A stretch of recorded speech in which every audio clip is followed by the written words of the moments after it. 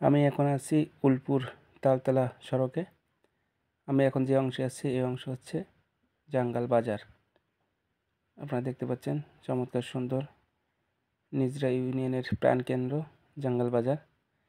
সোজা যে রাস্তা চলে গেছে এটা চলে গেছে বিদ্যাধর হয়ে, এবং আমরা যাবো আজকে তালতলার দিকে। আমরা যাবো কাশিয়ানী উপজেলায়।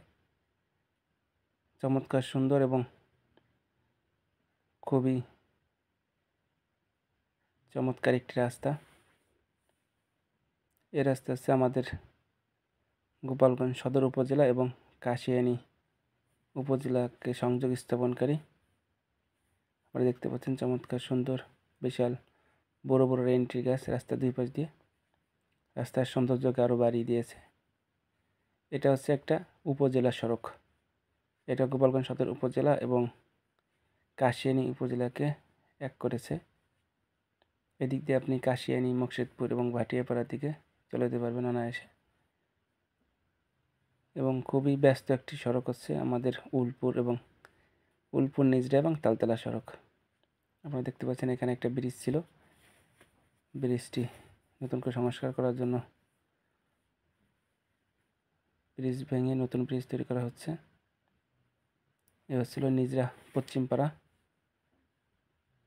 চমৎকার সুন্দর পরিবেশ নিজরা পশ্চিমপাড়ার, অনেক ভালো লাগে আমার নিজরা পশ্চিমপাড়া।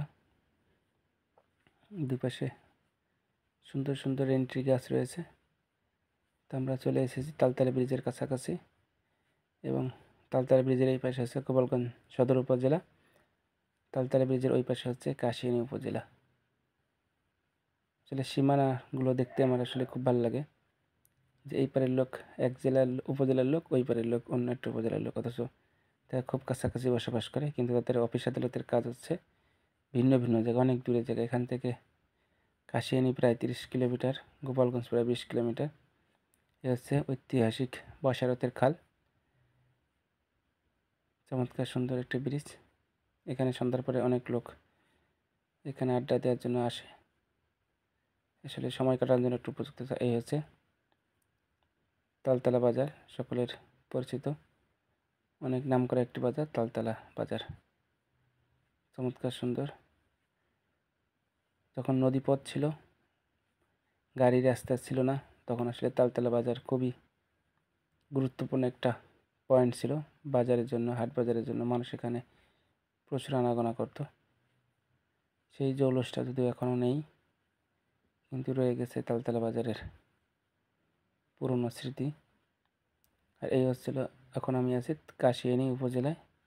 তো আমাদের গন্তব্য হচ্ছিল রামদিয়া।